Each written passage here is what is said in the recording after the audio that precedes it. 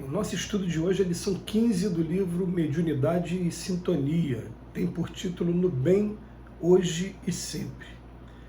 Se aspiras efetivamente a colaborar na construção do reino divino sobre a terra, não solenizes o mal, para que o bem germine e se estenda ao grande campo da vida. Ante as pedras da incompreensão, não renuncies ao arado sacrificial da tolerância para que os calhaus da crueldade se convertam em alicerces da edificação espiritual que te empenhas. Nos espinheiros da perseguição gratuita, não te afastes da paciência a fim de que os ingredientes da prova, pouco a pouco, se façam adubo da plantação de valores imperecíveis da alma que te dedicas. Não interpretes ninguém por inimigo. Quando os adversários não se nos revelam por instrutores, são enfermos necessitados de amparo e entendimento. Em toda parte seremos defrontados por aqueles que realmente não nos conhecem e que, em nos julgando pelas impressões superficiais ou pelos pareceres de oitivo, transformam-se em instrumentos de nossas dificuldades. Aparecem por vezes na posição de companheiros que nos reclamam demonstrações de heroísmo ou de santidade que eles mesmos ainda não possuem, ou na forma de censores que nos reprovam a presença e o trabalho sem cogitar do objetivo de nossas manifestações. Recebamos-los todos com serenidade e amor e continuemos a tarefa da boa vontade na certeza de que o tempo falará por nós hoje, amanhã e sempre. Toda vez que o mal te procure, veste a couraça do bem, auxilia-o a renovar-se em experiência edificante. Não recalcitres. Imagina se Jesus tivesse adotado a reação da dignidade ferida. O apelo à justiça teria apagado o esplendor da Boa Nova. No entanto, o silêncio e o sacrifício do Mestre Divino, ainda hoje como ontem, e qual ocorrerá no futuro, suscitam o aprendizado e a sublimação da humanidade inteira.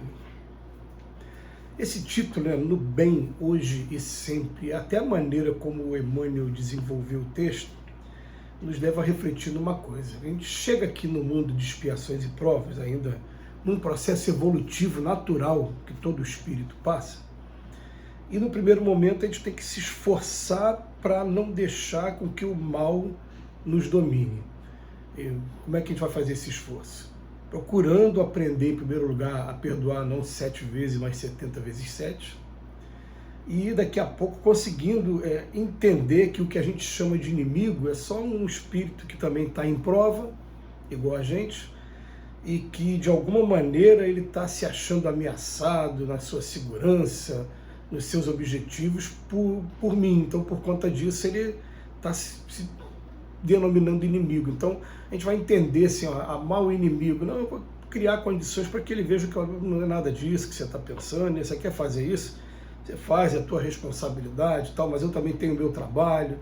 Enfim, é uma coisa que demanda paciência, tempo. São algumas encarnações que a gente vai passar procurando superar, sentir o mal sem reagir ao mal. Vamos usar assim esse termo. Tudo bem.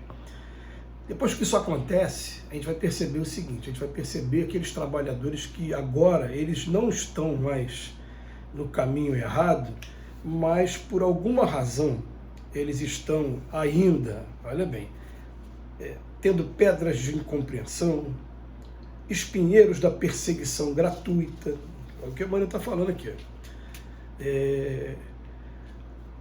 Somos defrontados por aqueles que realmente não nos conhecem, mas que julgam pelas impressões superficiais, ou então companheiros mesmo. Agora não é nem aquela pessoa que de cara não se afinizou com você, a pessoa se torna seu companheiro, mas quer demonstração de heroísmo e de santidade que até eles mesmos ainda não possuem. Quer dizer, vai chegar um momento, o que o Emmanuel está querendo dizer?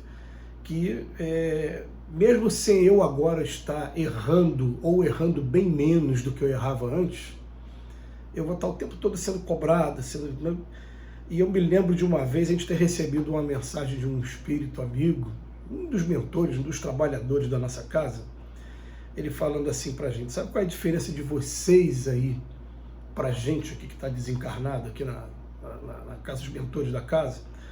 Ele falou de maneira muito particular, né? Ele falou assim, que vocês ainda perdem tempo no mal, a gente não perde mais tempo no mal.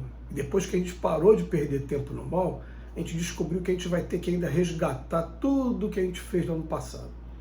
E depois que resgatar tudo lá no passado, agora a conta está zerada, a gente aprendeu a ter paciência com as pessoas. Então, quando a gente for agora designado para algumas missões, a gente vai sofrer muita injustiça, como aconteceu com Jesus, principalmente, que né, é o espírito mais puro que esteve aqui na Terra. Então, o que acontece? A gente vai sofrer, sim, a incompreensão e, de certa maneira, a gente vai ser julgado como diferente daquele povo de uma determinada época, né? E pode sofrer até o julgamento cruel, como foi o julgamento do Cristo. O que ele fez de errado? Ele constratou, sim, na verdade, ele entrou em conflito com o poder da época, sim, querendo consertar as leis, chamou a atenção. Então isso vai acontecer naturalmente. Então vamos retrospecto, olha só. No primeiro momento eu tenho que aprender a não fazer o mal. Depois que eu não fizer o mal, eu vou estar sofrendo o mal gratuitamente, aparentemente, não, eu estou resgatando coisas que eu fiz no passado.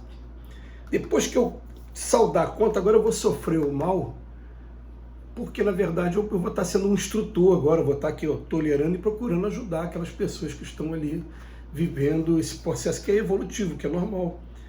Então o Emmanuel dá aquelas mensagens que para a gente dói, porque a gente sabe que às vezes, muitas das vezes a gente não consegue fazer isso. Ele fala, toda vez que o mal te procure, veste a couraça do bem e auxilia-o a renovar-se em experiência edificante. Mas quando o mal procura a gente ainda reage, a gente ainda tem aquele instinto de conservação muito enraizado na gente. A gente, né, quando a gente reage, pode reagir agressivamente, na agressão física ou na agressão verbal, ou na agressão para o pensamento também, né?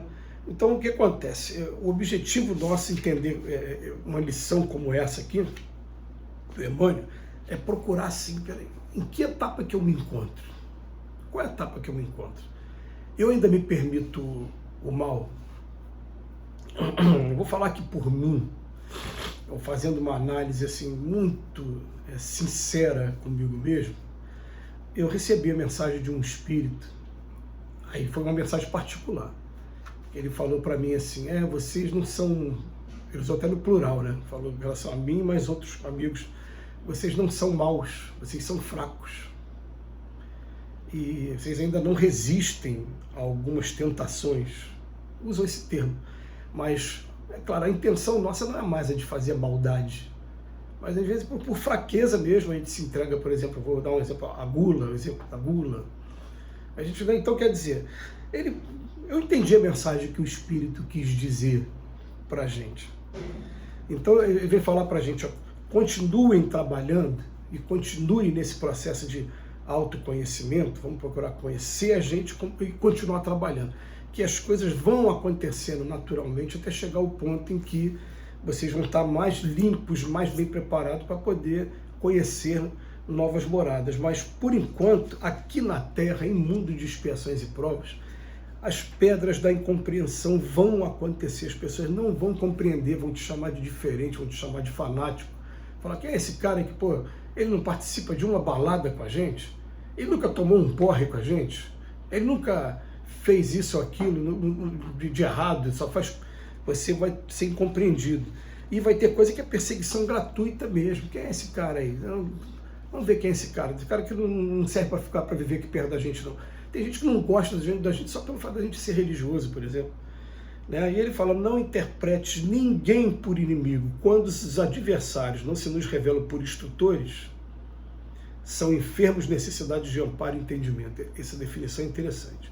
Os nossos adversários ou são os nossos instrutores, está acontecendo porque está tendo autorização, ele está vindo me testar, né? São os testes que a gente passa, ou são enfermos necessitados de amparo e entendimento. Mas em toda a parte, no mundo de expiações e provas, seremos defrontados por aqueles que realmente não nos conhecem, em todo lugar. E a gente tem que estar preparado para isso. A mensagem final fica, imagina se Jesus tivesse adotado a reação da dignidade ferida. O apelo à justiça teria apagado o esplendor da Boa Nova. No entanto, o silêncio e o sacrifício do Mestre Divino, ainda hoje, como ontem e qual ocorrerá no futuro, suscitam o aprendizado e a sublimação da humanidade inteira.